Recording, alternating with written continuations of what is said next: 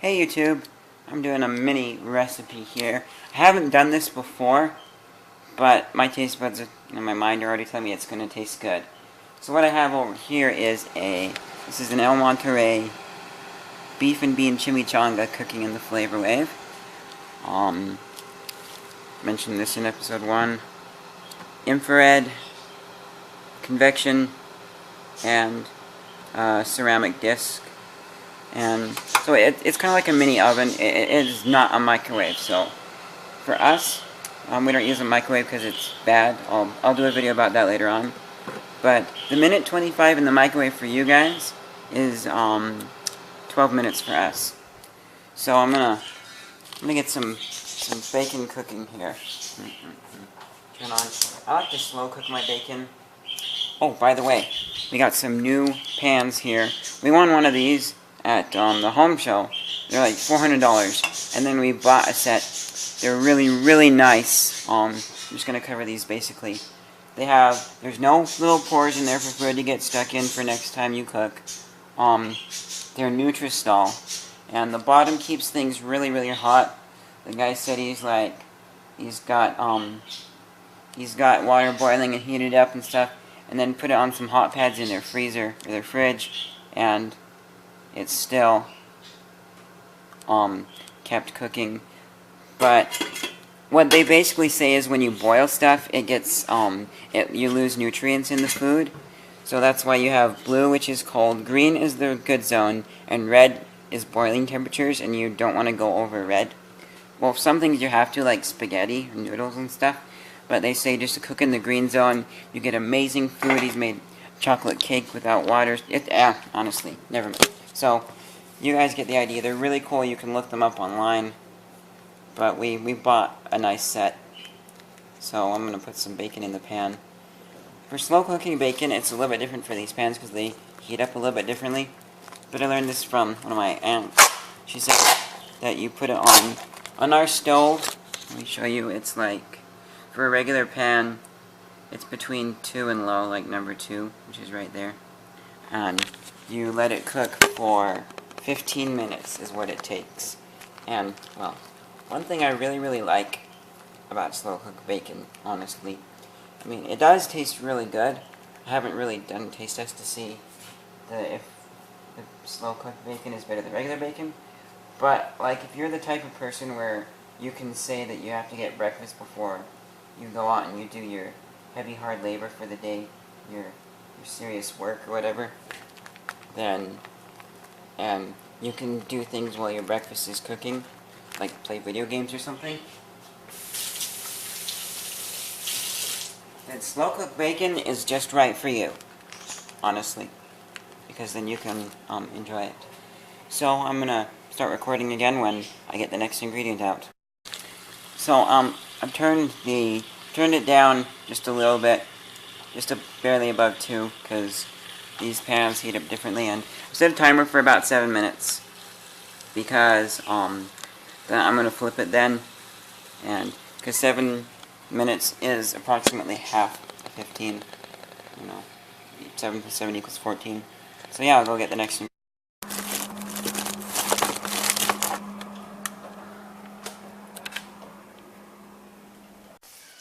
So I've got my next 2 ingredients here, pepperoni and holy guacamole.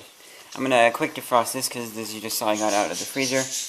One of the things that I will talk about in episode 2 of Cooking with the Flair for the Bizarre, which is coming out, is that, if you quick defrost meat, it tends to lose quality. With guacamole, it's pretty much pureed. I don't really find it loses quality all that much when quick defrosting, but do this. I'm going to, whoops, wrong door. I'm going to get out a pot. Oh, here it is. Here's our little pot. Put it in, and then I'm going to fill this up with hot water.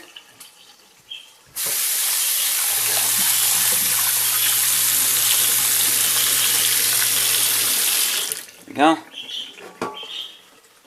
And put you on the stove on a nice high temperature. so that you will get warmed up and defrost. And I'll be checking it by the time this is done. It should be done too. You just have to be careful so that you don't melt the bag or let it get too big and puffy. If the guacamole is in like the tub with where you peel off the plastic top, then you really have to be careful because it will explode open sometimes. I had that happen once and it leaked into the water. I was able to save most of it though by pouring it through a strainer, and then when that was done it was pretty bland, so I added some more salt and it was almost as good, pretty much as good as just fresh out of the bag. Then later on I'll show you a way to keep your guacamole fresh. And our burrito's done. I'm going to keep it in here because this thing, see if you guys can, it says warm. It has a warming feature where it will every once in a while turn on and for 10 seconds and keep some heat going here. Let me cut the dishwasher. There we go. So yeah, that's basically what's happening, and bacon's close to being ready to flip. I just realized this is a good time to say it, but when I cook, well, let me tell you guys how it started. 3, 2, 1.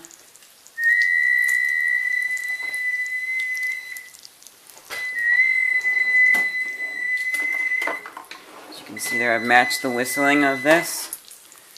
Oh yeah. And for 15 minutes is crispy bacon.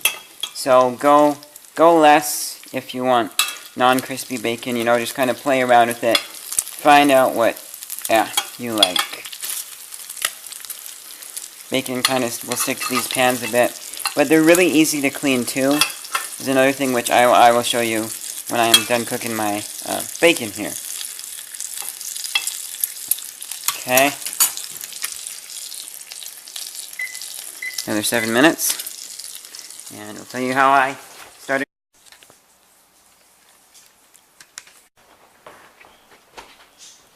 So, cooking for me started, well, really when I was born. If you guys go check out the film I Don't Want to Move, link in the annotation, that was a film I made a long time ago. It's totally fake. I did end up being kind of sad and missing our old house, which is right out there behind us. But I was okay with moving, But so if you notice, then we got the hole where our house is and the neighbor's house. That used to be all one lot. We split up. There's a little blue house there, and I was born in that kitchen. And from when I was born till 5, I really enjoyed playing with kitchen toys. Play microwaves, and I never really played with anything like the easy bake ovens or anything. Just the fake plastic ones that maybe had a bell in them or something, So I really enjoyed that. And then when I was 5, I started cooking. I don't know what it is. I'd have to ask my mom. I don't know if she taught me or if I just started picking it up.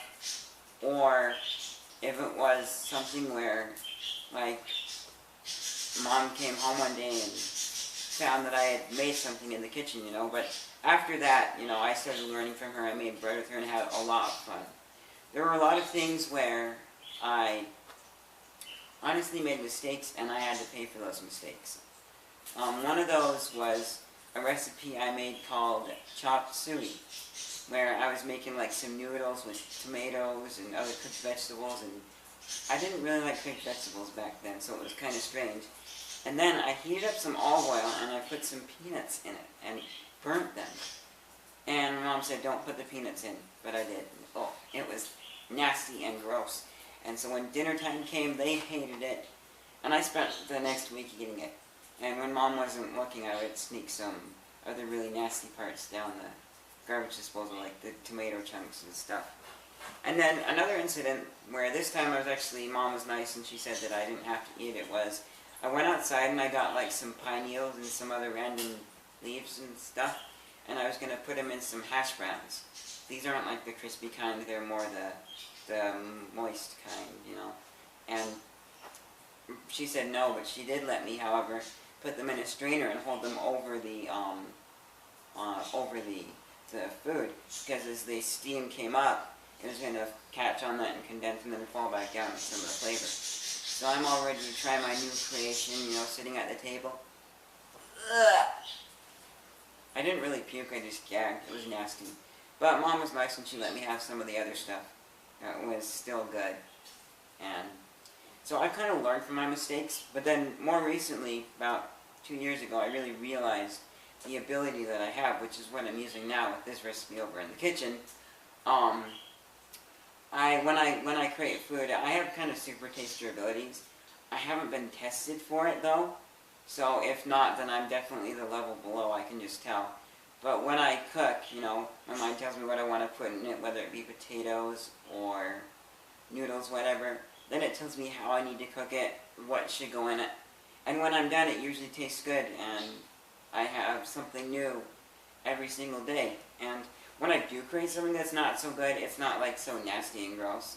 I can still eat it. It's just something where I don't cook it again. And good recipes I'll write down, stuff like that. So I've come up with combinations that are good, and I've had very few times where I've made a bad combination. And if I do make a bad combination now, because it's very rare, my mom usually will let me just throw it away. So yeah, that's how I cook. So we have a minute left and the bacon is looking good here, and I'm just going to, as you can see, this is all nice and defrosted. So I'm just going to go ahead and turn that off. And, well, there's still a little bit of ice in the bottom there, but that's actually good, because I don't want it to be too warm. Warm guacamole isn't my best day. See if I can one-hand this pot. Careful, careful, careful, and we did it. Throw all the hot water out. And it's clean, basically, so I'll put it away to dry. And the ice in here will help cool it down, because the outside's warm, but I do want it to be cool for this project. And the bacon is looking good. I'm going to go ahead and turn off the pan. I could have turned it off, actually, before the next 7 minutes, because it still keeps on cooking, and bacon's looking good. Just a few seconds left. I'm going to go ahead and turn our flavor wave off. And I'm going to grab a plate to plate this up.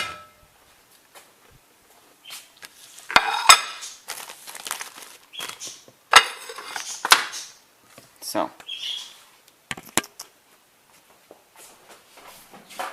take the burrito out, and this is a warm burrito, so it's cooling. I do want to let it cool a good amount.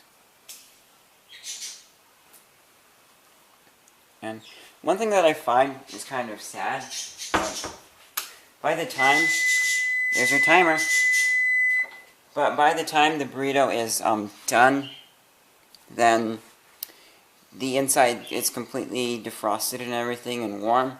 The inside's usually good, but the outside's really hot. So I'll be right back with the secret ingredient. Now for our secret ingredient, vanilla ice cream. Oh yeah, baby. And I wish I had some sprinkles on hand, but I don't. We're all out of sprinkles here at Culturals 101. So, this is gonna be awesome. So, you guys are probably thinking that I'm either not gonna do it or that I'm really cuckoo. If you guys actually know me in real life, then you know that I'm going through with this. Oh, and perfect. I want the ice cream to be hard, which is usually pretty hard in the freezer, but at the same time I wanted it to be easy to scoop out because it's really difficult. And this scoop is fresh out of the dishwasher, so it makes it really easy to scoop, but yet the ice cream will be pretty hard. Actually, I want to open this up. Kind of go on like this and rinse my hands. And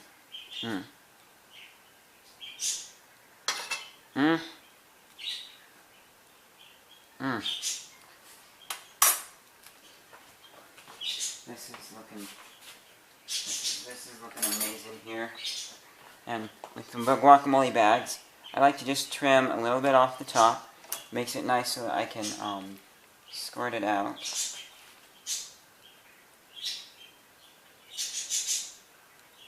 And then for storage, I squeeze the guacamole back into the bottom of the bag, get it down like that, and then whoops. See if this one, oh. I just take a clip it on the end, and it keeps it nice and fresh. I need to find a better clip. And then I put it in the fridge, because air oxidizes guacamole really fast. So, if you have the tubs though, I tried it once and it didn't really work, but Alton Brown said you can put plastic wrap and press it down. That helped, but I like them in bags better.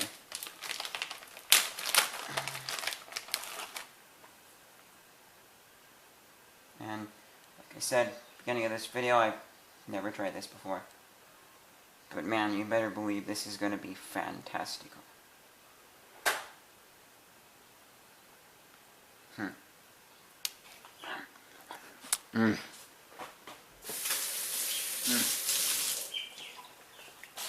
Hormel pepperoni is the best. Honestly, it doesn't get any better than Hormel. And I'll go put the ice cream away. Really quickly, this is what it should look like, closed up. I've got, you know, the air out of there and most of it. And this will last quite a while, a lot longer than if the bag was just open, you know, if it was a tub. And so I will just pop you in the fridge and get to the final touch. Oh, that's good.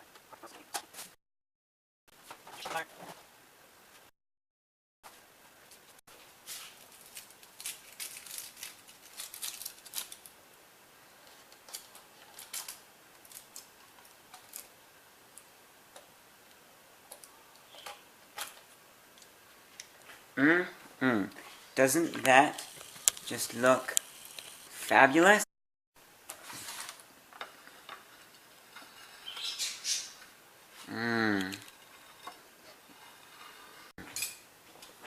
Now, let's take a bite of this sucker.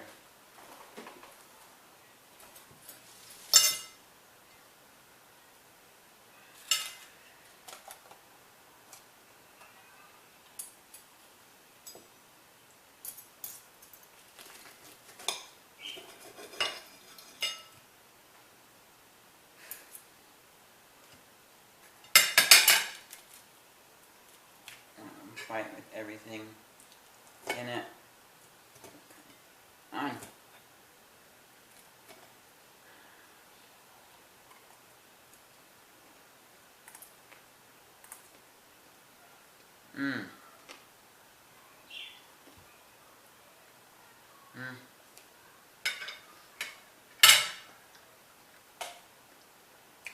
Wow.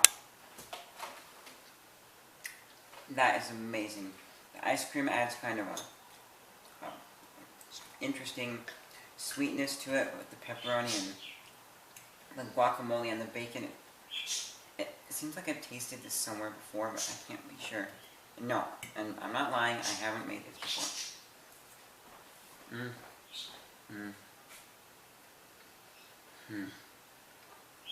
Yeah, it really adds a unique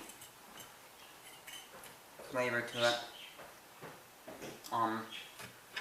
Like with the beans and the bacon and stuff in there and the ice cream, the way that all works out, it almost adds like a caramel flavor, but not really. It's similar to like a cinnamony, caramely type flavor, but not exactly because I don't like caramel. But yeah, you guys, this is amazing. Go make this right now, because you don't know what you're missing. Take my word for it. And also, I've made other weird stuff and had my friends try it before, and they haven't said it's bad. It's turned out good. I've gotten good results. So make this right now. And I will see you guys later. Figured you guys needed proof, so I'm going to have my dad try it. Here you go, Dad. Try my newest creation.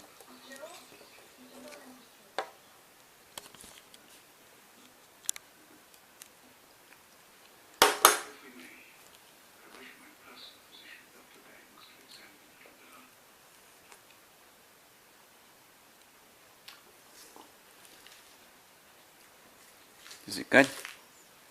Interesting. It's different. But it's not bad. Right. Cool. See, I told you guys it was good. Go make it right now.